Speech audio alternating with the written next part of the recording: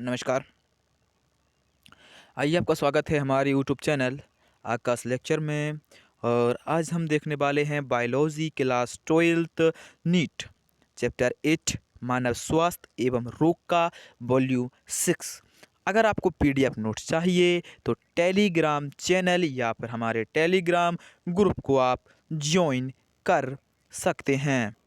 उसके लिए आपको हमारे इस वीडियो के डिस्क्रिप्शन में जाकर के एक लिंक दी गई हैं टेलीग्राम चैनल की, टेलीग्राम ग्रुप की। आप उस पर क्लिक कर हम हमारे टेलीग्राम ग्रुप या चैनल को डाउनलोड फॉलो ज्वाइन कर सकते हैं।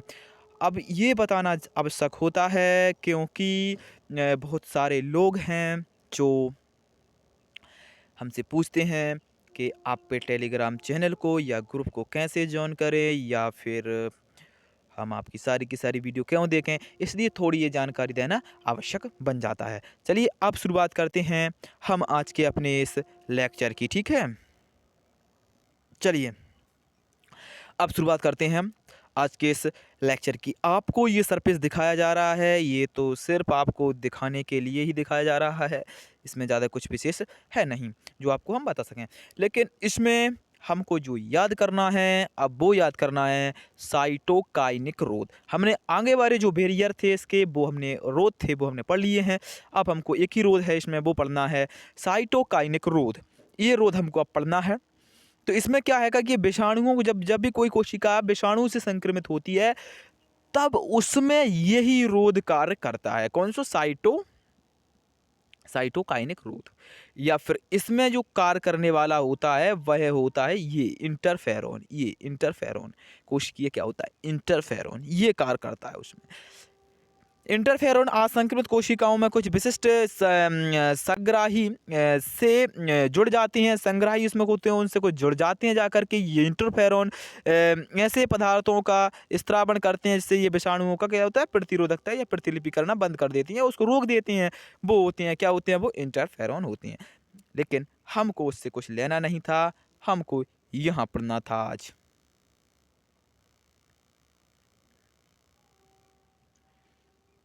जो हमारा आज का लेक्चर था वो यहाँ से प्रारंभ है। अब होता है वो लेक्चर प्रारंभ।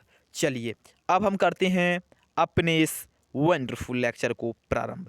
चलिए अब यहाँ उपार्जित प्रतिरक्षा आ जाती है। सबसे पहले उपार्जित प्रतिरक्षा, एक्वायर्ड इम्यूनिटी क्या होती है? एक्वायर्ड इम्यूनिटी क्या होती है उसके बारे में हमें बताना है यहाँ पर। तो उपार्जित प्रतिरक्षा क्या होती है उसके बारे में हमें यहाँ पर बताना है। तो देखिए, सहज प्रतिरक्षा या जो होती है वो, या फिर जन्मजात प्रतिरक्षा के अलावा मनुष्य में घातक रोग जनकों के विरुद्ध कार्य करने वाली और भी प्रतिरक्षा होती हैं, उनमें से होती है उपार्जित प्रतिरक्षा एक। अब उपार्जित प्रतिरक्षा के बारे में हम पढ़ेंगे।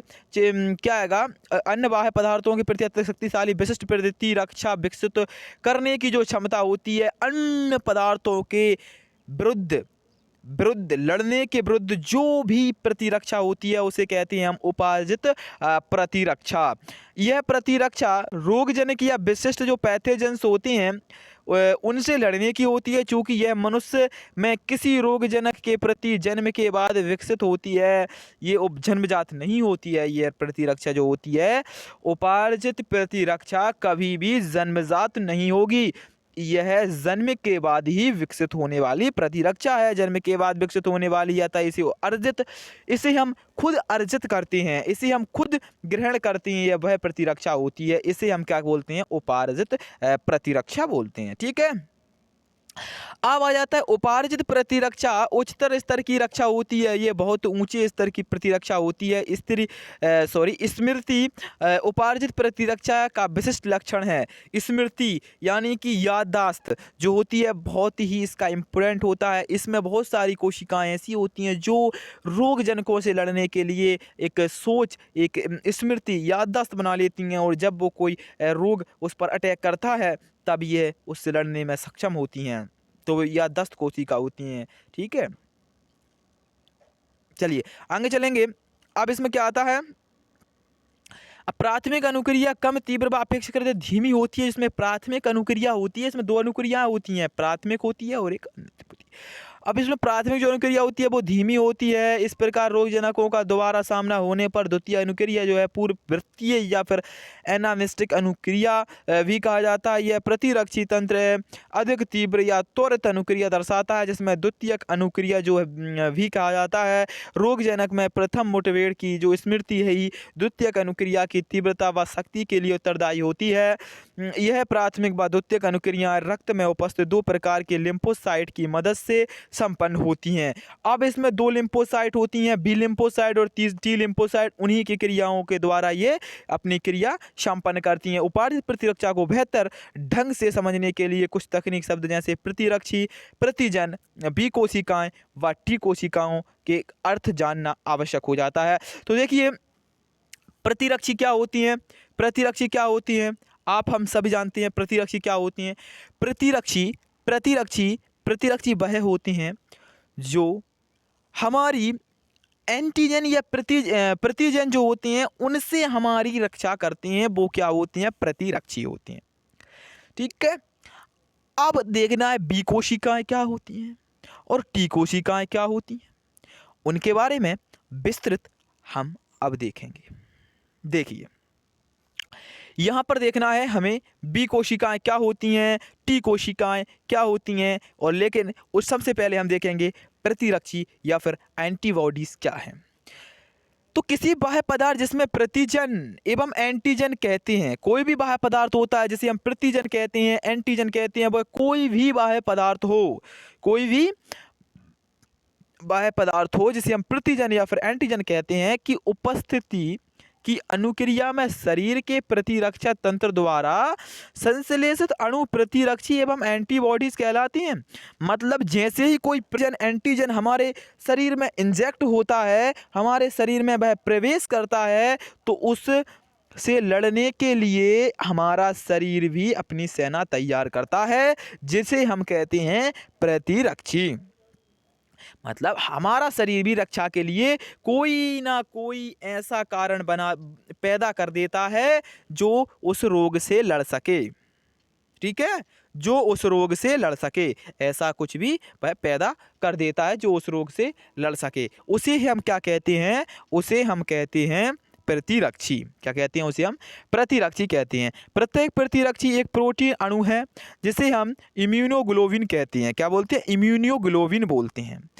अब आता है एंटीबॉडीज का निर्माण प्रतिरक्षी तंत्र में बील जो लसिकाणु हैं से करते हैं। इसे जो इनका जो निर्माण करती हैं वो बी लसिकाणु ही इनका निर्माण करती हैं। यह कुल प्लाज्मा का जो है लगभग प्रोटीन का ये कुछ जो प्लाज्मा प्रोटीन होता है उसका लगभग 20% ये भाग बनाती हैं। कितना भाग बनाती हैं, ये लगभग 20% भाग बनाती हैं कुल प्लाज्मा प्रोटीन का। कितना बनाती हैं, लगभग 20% भाग बनाती हैं, 20%। ठीक है, चलिए आगे चलते हैं। आगे चलते हैं, कितना भाग बनाती हैं भाई, 20% भाग बनाती हैं ये। चलिए, यह है प्रतिजन बंधक स्थल, यहाँ से प्रतिजन प्रवेश करता है। प्रतिजन बंधक स्थल यहाँ से प्रतिजन प्रवेश करता है और लघु श्रृंखला द्वारा ये अंदर शरीर में प्रवेश कर जाता है, फिर दीर्घ श्रृंखला बनाता है, फिर अपनी ये चेन बनाता जाता है, अपनी श्रृंखला को बनाता जाता है प्रतिजन। वो इसमें बताया गया है कि एक के बाद एक गुणन बढ़ाता जाता है प्रत्येक प्रतिजन, वो इसमें बताया गया है। इसको बहुत इंपॉर्टेंट ये डायग्राम होता है, आप इसको याद कर लें, आपके बोर्ड में ये इंपॉर्टेंट है, नीट के लिए कोई इंपॉर्टेंट नहीं है। ठीक है, अब देखते हैं एंटीबॉडीज अणु की संरचना। एंटीबॉडी जो अणु है उसकी संरचना क्या है, मतलब structure of antibodies molecule. Structure of antibodies molecule यानी एंटीबॉडी अणु की संरचना, एंटीबॉडी जो अणु है उसकी संरचना बताइए। तो देखो, प्रत्येक प्रतिरक्षी अणु 4 पॉलीपेप्टाइड श्रृंखलाओं से मिलकर बना होता है। कितनी श्रृंखलाओं से मिलकर बना होता है, 4 पॉलीपेप्टाइड श्रृंखलाओं से मिलकर वह बना होता है। इसमें से 2 श्रृंखलाएं जो हल्की होती हैं, ठीक है, 2 श्रृंखलाएं भारी होती हैं। प्रत्येक अणु बाय के आकार का होता है, प्रत्येक अणु बाय के आकार का होता है, ये बाय के आकार का प्रत्येक अणु होता है। ठीक है। प्रत्येक अणु बाय के आकार का होता है, जिसकी 2 खुली श्रृंखलाएं होती हैं। जो ऐसी दिखाने गई थी वो उसकी 2 खुली श्रृंखलाएं होती हैं, ठीक है। इन श्रृंखलाओं में स्थिर में परिवर्तन क्षेत्र होते हैं। हल्की व भारी श्रृंखलाएं डाइसल्फाइड से जुड़ी होती हैं। वहाँ बताया गया था जो हल्की हमारे लिए पॉसिबल नहीं है कि हम उस चित्र को यहाँ लगा कर इसको पूरा समझ सके, इसलिए हम इस यहाँ लगा है। आप इसको पहले एनालिसिस करें, इसके बाद इस पर आई, ठीक है। डाइसल्फाइड बंध में से जुड़े रहते हैं। अब जो है वो है, ठीक है, प्रतिरक्षियों की श्रृंखलाओं में जो H2L2 के रूप में दर्शाता है, ये इसी रूप में दर्शाता है।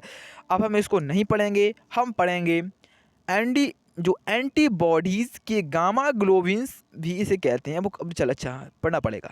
चलिए, एंटीजन प्रतिरक्षी के एंटीजन बंध स्थल पर मिरर इमेज यानी दर्पण प्रतिरूप बोलेंगे, जिसे हम क्या बोलेंगे, दर्पण प्रतिरूप की तरह फिट हो जाते हैं। प्रत्येक प्रतिरक्षी या एंटीबॉडीज एक एंटीजन विशेष के लिए विशिष्ट होती है। एंटीबॉडीज का स्थिर क्षेत्र एंटीबॉडीज के अन्य गुणों को निर्धारित करता है, जैसे एंटीबॉडीज की ऊतकों की विसरणता आदि। अब एंटीबॉडीज को गामा ग्लोबिन भी कहते हैं। जो भी एंटीबॉडीज होता है उसे हम गामा ग्लोबिन भी कहते हैं। यानी एंटीबॉडीज को क्या बोलेंगे, हम एंटीबॉडीज को बोलेंगे गामा ग्लोबिन, ठीक है। अब आता है रक्त में आईजीजी प्रमुख प्रकार की एंटीबॉडी। अच्छा, एंटीबॉडीजों के 5 प्रकार होते हैं। कितने प्रकार होते हैं? 5 प्रकार होते हैं। कौन कौन से होते हैं? IgG, IgM, IgD, IgA, IgE, ये होते हैं 5 प्रकार। इसमें से आईजीई होती है वो एलर्जी के लिए होती है। सॉरी, आगे चल के सब बताते थे। इसमें आईजीजी प्रमुख एंटीबॉडीज है। एंटीबॉडी रोगाणुओं के विषों को बांधकर उसमें ये अपरा को पार कर भ्रूण में पहुंच जाती है। कौन सी बारी? आईजीजी। ये अपरा को पार कर भ्रूण में पहुंच जाती है। कहाँ पहुंच जाती है ये? ओ माय गॉड, ये अपरा को पार कर भ्रूण में पहुंच जाती है। ये अपरा को पार कर भ्रूण में पहुंच जाती है। अब इसमें देखना है हमें प्रत्येक एंटीबॉडीज़ के बारे में यह बताया गया है कि कौन सी एंटीबॉडीज़ कहाँ उपस्थित होती है और क्या कार्य करती है। चलिए, ठीक है, बहुत ज़्यादा इम्पोर्टेंट है जो हमने इसको मार्क किया है बार बार, इसको आप ज़रूर देखें, ये बहुत इम्पोर्टेंट टेबल है। चलिए, आईजीजी। अब आईजीजी क्या होती है? यह प्रमुख एंटीबॉडीज है। कुल प्रतिरक्षियों का 75% भाग होता है आईजीजी। कुल पूरी एंटीबॉडीज का 75% भाग क्या होता है? आईजीजी होता है। रोगाणुओं से बंधना, कोशिका भक्षण तेज करती है। जो रोगाणुओं से बंधना या कोशिका का भक्षण होता है वो तेज करती है, यही करती है। अब अगला जो इसमें होता है आईजीएम, परिवहन में पाई जाने वाली ये एंटीबॉडीज होती हैं। मतलब जो भी परिवहन होगा उसमें ये पाई जाएंगी। ये कोशिकाओं का समूहन बनाना, कॉम्प्लेक्स बनाना आदि इस कार्य में सभी में। अब आते हैं आईजीए। ये बहुत इंपॉर्टेंट होती है, ये बहुत इंपॉर्टेंट होती है। आप इसको मार्क कर सकते हैं।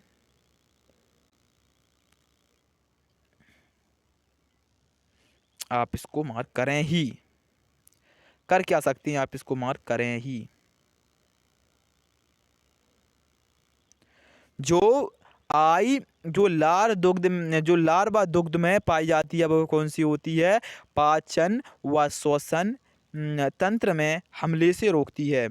लार में भी पाई जाने वाली आईजीए ही है, और दुग्ध में, मानव दुग्ध, कोई भी दुग्ध हो उसमें पाई जाने वाली भी एंटीबॉडीज आईजीए ही है। कौन सी है? आईजीए। अब आ जाता है कि आईजीडी अपरिपक्व बी कोशिकाओं की सतह पर पाई जाती है। ये कहाँ पाई जाती है? अपरिपक्व बी कोशिका पर पाई जाती है। इनकी उपस्थिति बी कोशिकाओं के तैयार होने में सहायक होती है।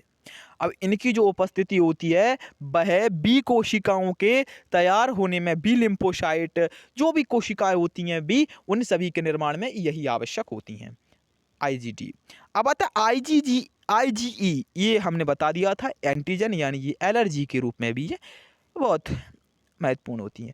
बेसोफिल व मास्ट कोशिकाओं की सतह पर एंटीजन से रिसेप्टर के रूप में एलर्जी प्रक्रिया के लिए उत्तरदायी, पहले भी हम इसे बता चुके हैं कि एलर्जी के लिए जो उत्तरदायी होती हैं वह यही होती हैं। एलर्जिक प्रक्रिया के लिए उत्तरदायी कौन होती हैं? IgE होती हैं। चलिए आगे चलते हैं, आगे चलते हैं, आगे चलते हैं तो क्या देखते हैं कि एंटीजन और एंटीबॉडीज में अंतर क्या होता है। सबसे पहले ये देखना है हमें कि एंटीजन और एंटीबॉडीज में अंतर क्या है भाई।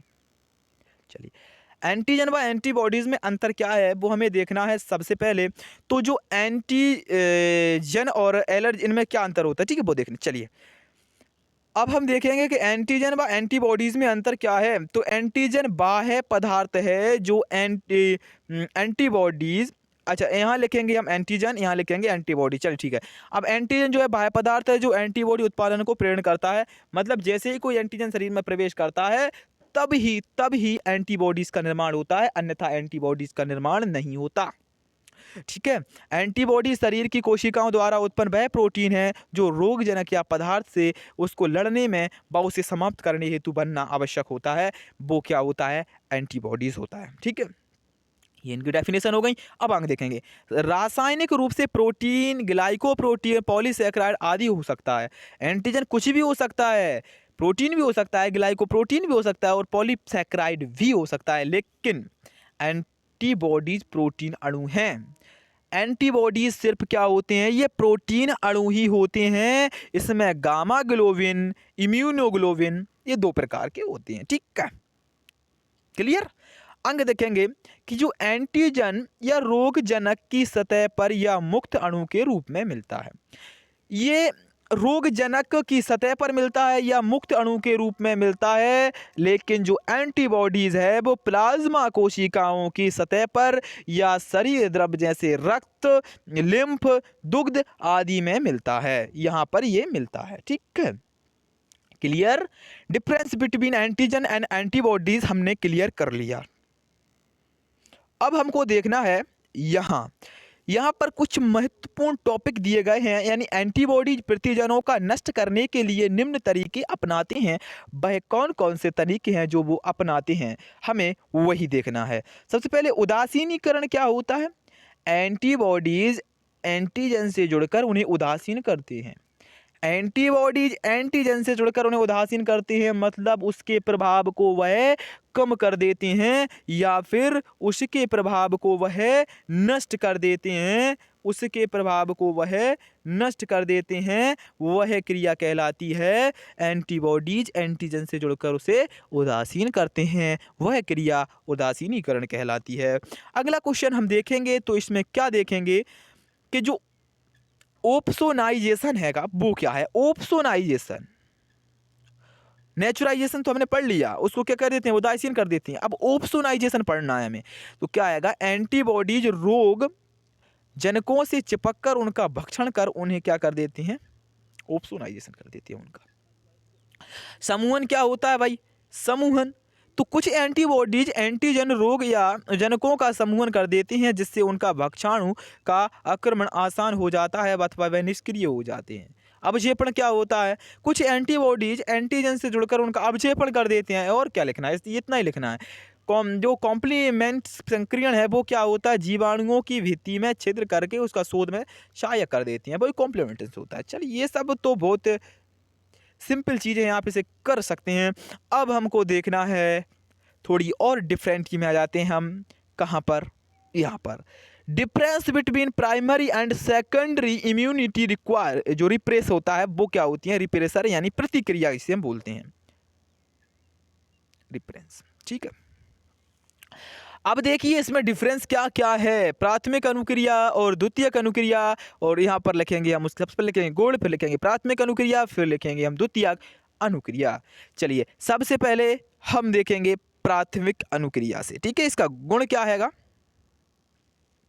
वो आप देख सकते हैं। ठीक है, समय क्या समय होता है वो देखेंगे। देखो विशिष्ट एंटीजन यानी प्राथमिक अनुक्रिया में पढ़ेंगे, विशिष्ट एंटीजन के पहली बार संपर्क आने पर, जब भी कोई एंटीजन शरीर में पहली बार संपर्क में आता है तब प्राथमिक अनुक्रिया वहाँ पर कार्य करती है। वह समय होता है प्राथमिक अनुक्रिया का। उसी प्रकार के एंटीजन के जब दूसरी बार प्रयोग होता है शरीर पर, दूसरी बार अटैक होता है शरीर पर, तब जो होती है द्वितीयक अनुक्रिया कार्य करती है। उस स्थिति में प्राथमिक कहाँ करेगी? पहली बार में। द्वितीयक कहाँ करेगी? दूसरी बार अटैक होगा तब द्वितीयक कार्य करेगी। ठीक है, तब द्वितीयक कार्य करेगी। ठीक है, आगे देखते हैं।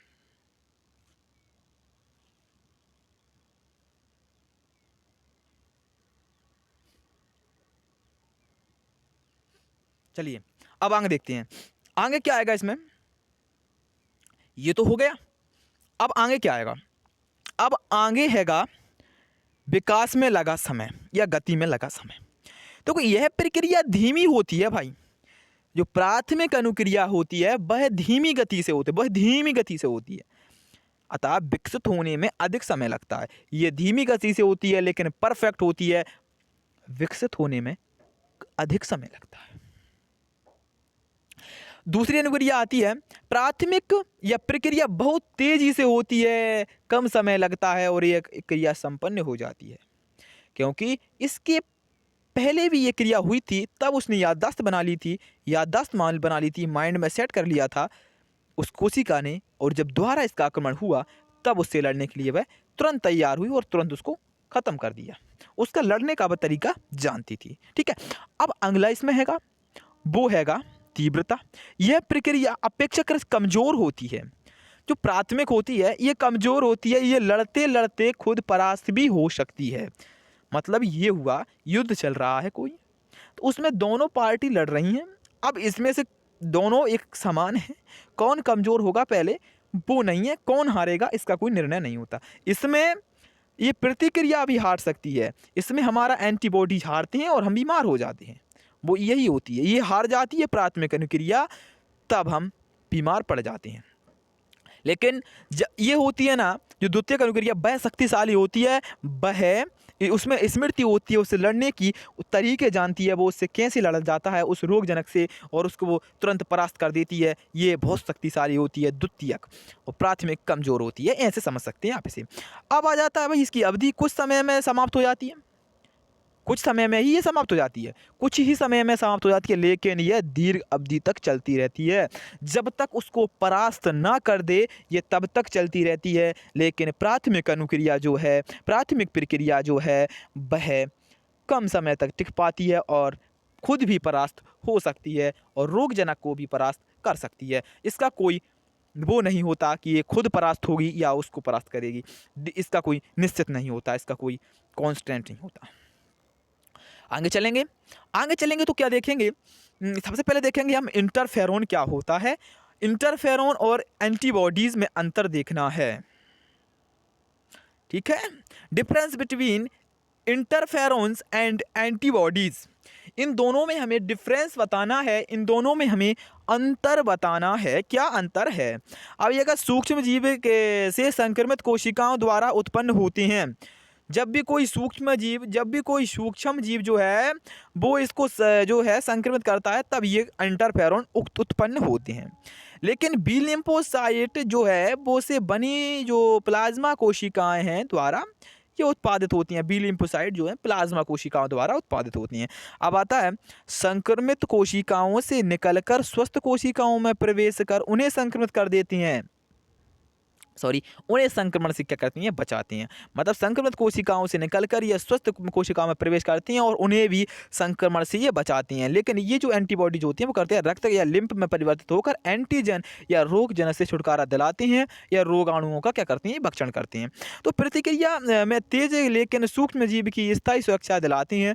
जो इंटरफेरोन्स होते हैं जो स्थायी सुरक्षा दिलाती हैं, लेकिन जो एंटीबॉडीज होती हैं वो पहली बार विकास की प्रक्रिया जो करते हैं अपेक्षाकृत धीमी, लेकिन एंटीजन या सूक्ष्म जीव के दीर्घ सुरक्षा प्रदान करती हैं। ये बहुत लंबी समय तक उसको प्रदान करती है सुरक्षा, ये कम समय तक करते हैं इंटरफेरोन।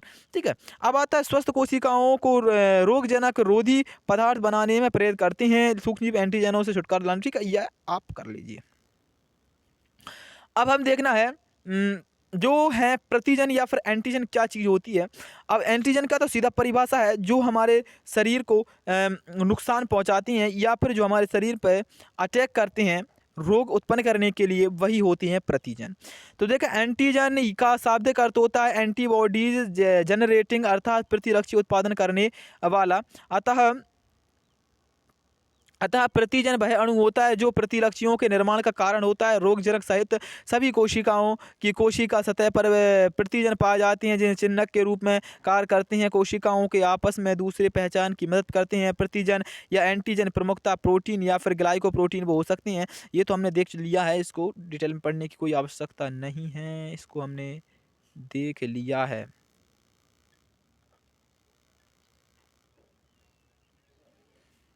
चलिए अब चलेंगे हम आगे। कहा है बी लसिकाणु और जो है टी लसिकाणु, इनके बारे में हमने बोला था, बताएंगे, इनको देखेंगे। अब हम किसको देखेंगे? बी लसिकाणु या फिर बी लिम्फोसाइट क्या होती हैं भाई? बी लिम्फोसाइट यद्यपि शरीर की सभी लिम्फोसाइट की जो उत्पत्ति होती है वो कोशिका यानी स्टेम सेल से ही होती है। भाई कोई भी लिम्फोसाइट हो उसकी उत्पत्ति कहाँ से होगी? लिम्फोसाइट से ही होगी, स्टेम सेल से, सॉरी। लेकिन यह कोशिकाएं सक्रिय लिम्फोसाइट या एंटीबॉडीज निर्माण में सक्षम नहीं होती हैं। ऐसा करने के लिए उन्हें अलग अलग प्रसंकरण स्थलों की भिन्नित प्रशिक्षणों होती है की आवश्यकता होती है। सभी जो लिम्फोसाइट हैं अस्थि मज्जा से बनती हैं और ऐसी लिम्फोसाइट जिनका प्रसंकरण या प्रतिशिक्षण अस्थि मज्जा में ही होता है।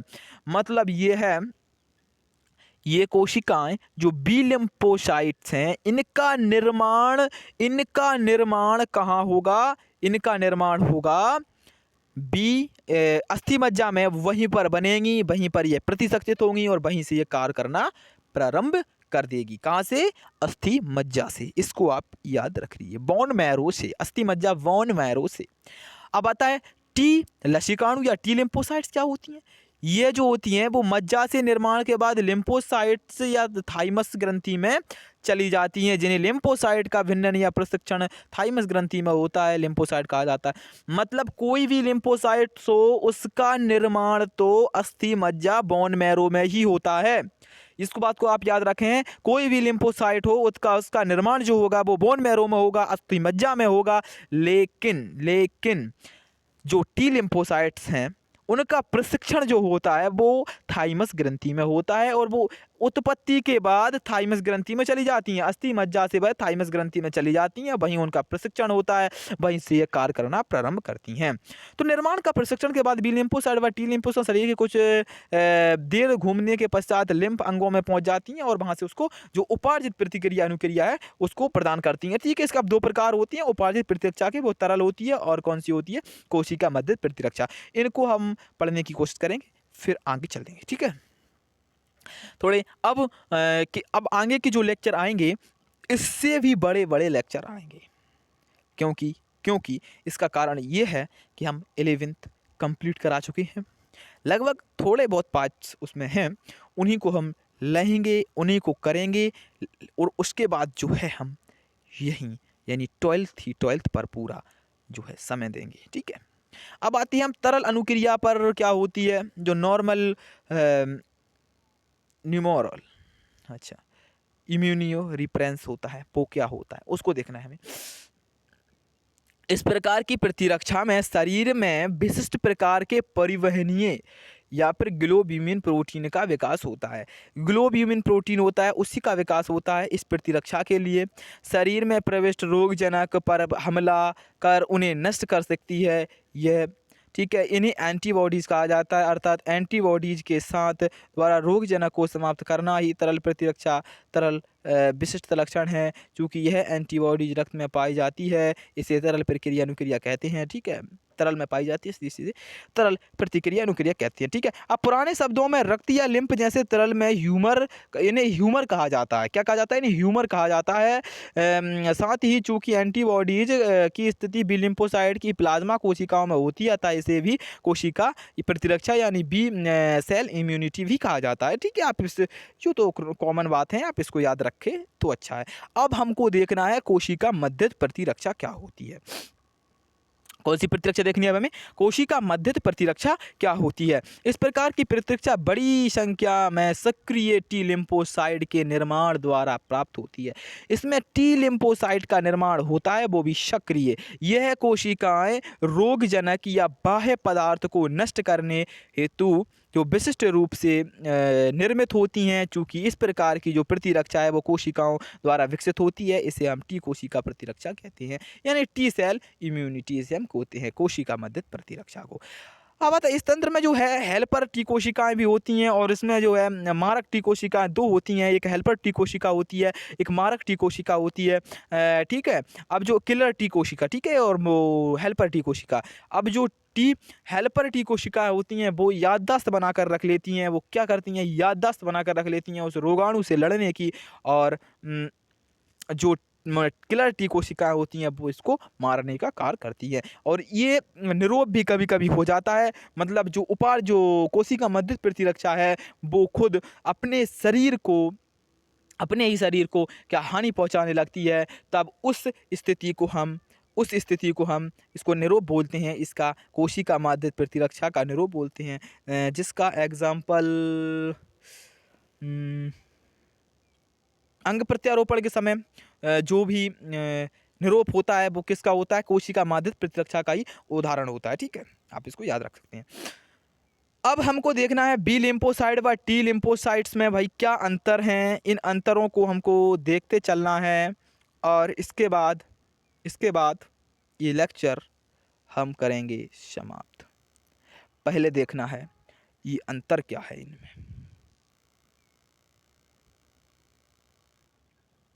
चलिए अंतर देखने की कोशिश करते हैं। Difference between B lymphocyte and T lymphocyte. B lymphocyte और टी लिम्फोसाइट में डिफरेंट देखना है, अंतर देखना है हमें सबसे पहले। देखो उद्भव व भिन्नन। उद्भव कहाँ से होता है? गुण हैगा इनका, यानी बी लिम्फोसाइट का उद्भव कहाँ से होगा? उद्भव अस्थि मज्जा या पेयर चैम्बर, और भिन्नन भी अस्थि मज्जा में होता है। ये हम देख चुके हैं। इनका निर्माण बी लिम्फोसाइट का अस्थि मज्जा से होता है, और वहीं उनकर समाप्त हो जाती हैं अस्थि मज्जा में। लेकिन जो टी लिम्फोसाइट होती हैं उनका उद्भव जो होता है वो अस्थि मज्जा से होता है, लेकिन भिन्नन कहाँ होता है? थाइमस में होता है, वहीं उनका प्रशिक्षण होता है, वहीं सारे कार्य होते हैं। ठीक है। अब हम देखते हैं जो है वो प्रतिरक्षा का प्रकार क्या होता है भाई। इनकी तरल प्रतिरक्षा अनुक्रिया होती है, किसमें? बी लिम्फोसाइट्स में एंटीबॉडी बनाती हैं, खुद एंटीबॉडीज बनाती हैं, इनकी तरल प्रतिरक्षा होती है। लेकिन टी लिम्फोसाइट जो है कोशिका मध्यस्थ अनुक्रिया या एंटीबॉडी निर्माण का प्रेरण या नियमन करती हैं, ये नियंत्रण करती हैं, या उनको प्रेरित करेंगी बनाने के लिए, और या उसका नियंत्रण करेंगी। वो कौन करेंगी? T lymphocyte. ठीक है। अब आता है गति। बी लिम्फोसाइट की प्लाज्मा कोशिका संक्रमण स्थल पर नहीं जाती। ये कोशिका जो है संक्रमण स्थल पर नहीं जाती, लेकिन टी लिम्फोसाइट संक्रमण स्थल तक पर पहुंच जाती हैं। ठीक है, वहां तक। क्रिया देखेंगे। सबसे पहले क्रिया देखेंगे तो शरीर में प्रवेश करने वाले जीवाणु व विषाणु के प्रति सुरक्षा प्रदान करती हैं। ये शरीर में प्रवेश करने वाले जीवाणु व विषाणु के प्रति सुरक्षा प्रदान करती है, इसी प्रक्रिया बी लिम्फोसाइट की। और अब टी लिम्फोसाइट क्या करती है? यह जीवाणु व विषाणु के साथ किसी भी प्रकार के रोगजनक प्रोटोजोआ, फंगस, कृमि आदि से सुरक्षा प्रदान करती है। ये किससे करेगी? जीवाणु व विषाणु से करेगी। लेकिन यह जो है टी लिम्फोसाइट वाली वह विषाणु के साथ साथ रोगजनक जैसे प्रोटोजोआ, फंगस, कृमि कोई भी हो उस सभी से प्रतिरक्षा प्रदान करेगी। वह कौन सी होगी? वह होगी टी लिम्फोसाइट्स। अब आता है प्रत्यारोपित अंगों की प्रतिक्रिया। तो प्रत्यारोपित अंगों के विरुद्ध प्रतिक्रिया नहीं करती बी लिम्फोसाइट, कोई प्रक्रिया नहीं करती। लेकिन जो टी लिम्फोसाइट होती है कोशिका मध्यस्थ प्रत्यारोपण को अस्वीकारता हेतु यह उत्तरदायी होती है। कौन सी? टी लिम्फोसाइट की कुछ प्रक्रिया विधि जिसको हम कोशिका मध्यस्थ प्रतिरक्षा कहते हैं, यह उत्तरदायी होती है प्रत्यारोपित अंगों के अस्वीकार के लिए। ठीक है। अब आता है सदमन कोशिका अनुपस्थित होती हैं। सदमन कोशिका उपस्थित जो प्रतिरक्षी तंत्र में कार्य करती हैं वह होती हैं सदमन कोशिकाएं। ठीक है, ये हो गया। तो सदमन कोशिका यहां पर क्या करती हैं? कार्य करती हैं।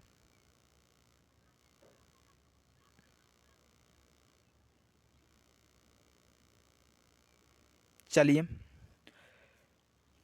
तो आज का हमारा ये लेक्चर था, थोड़ा सा बड़ा था लेकिन कंप्लीटेड था। लेकिन कंप्लीटेड था, हमने उसको कंप्लीट कर दिया है। अब पीडीएफ नोट्स के लिए आप हमारे टेलीग्राम ग्रुप को ज्वाइन कर सकते हैं। क्लियर? आप पीडीएफ नोट्स के लिए हमारे टेलीग्राम ग्रुप को ज्वाइन कर सकते हैं, चैनल को ज्वाइन कर सकते हैं, और बहुत कुछ है हमारे चैनल के अंदर, आप वो देख सकते हैं। मोटिवेशनल स्पीच हैं, आप वो देख सकते हैं। तो सब्सक्राइब करना ना भूलिए आकाश लेक्चर चैनल को। ये आपका अपना चैनल है, सब्सक्राइब कीजिए और शेयर कीजिए, अपने दोस्तों तक पहुंचाइए इस चैनल को। थैंक यू, धन्यवाद। आकर के मिलेंगे अब हम एक नए अपडेट के साथ, तब तक के लिए थैंक यू, धन्यवाद।